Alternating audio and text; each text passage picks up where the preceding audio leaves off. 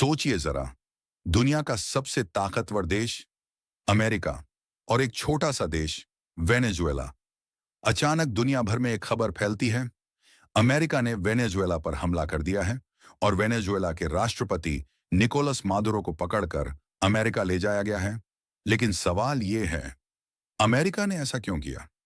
क्या यह सिर्फ ड्रग्स की लड़ाई थी या सत्ता पलटने की साजिश? आइए पूरी कहानी समझते हैं।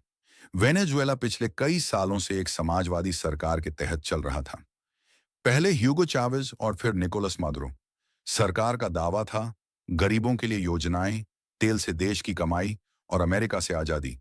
लेकिन अमेरिका का आरोप था भ्रष्टाचार, मानवाधिकारों का उल्लंघन और सबसे बड़ा आरोप ड्रग तस्करी। डोनाल्ड ट्रंप जब पहली बार राष्ट्रपति बने तो उन्होंने मादुरो पर सीधे आरोप लगाए।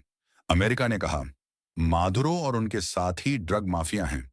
यहां तक कि अमेरिका ने विपक्षी नेता जुआन गुआइडो को वेनेजुएला का असली राष्ट्रपति तक घोषित कर दिया।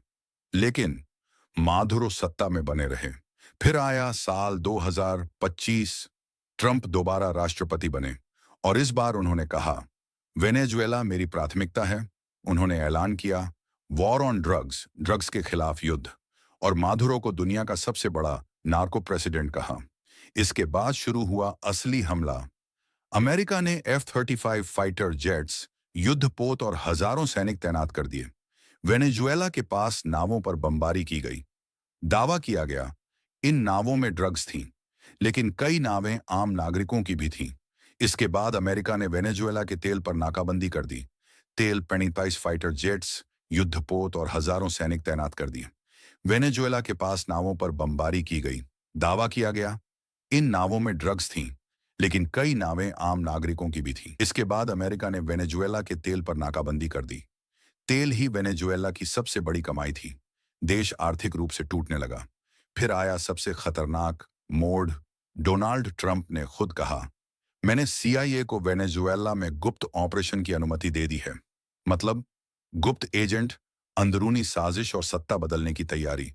और फिर वो लाइन मादुरो का समय खत्म हो गया है। कुछ ही दिनों बाद अमेरिकी सेना ने निकोलस मादुरो को पकड़ लिया। उन्हें वेनेजुएला से बाहर ले जाकर अमेरिका की जेल में रखा गया। इतिहास में बहुत कम बार ऐसा हुआ है जब किसी देश का मौजूदा राष्ट्रपति दूसरे देश द्वारा गिरफ्तार किया गया हो।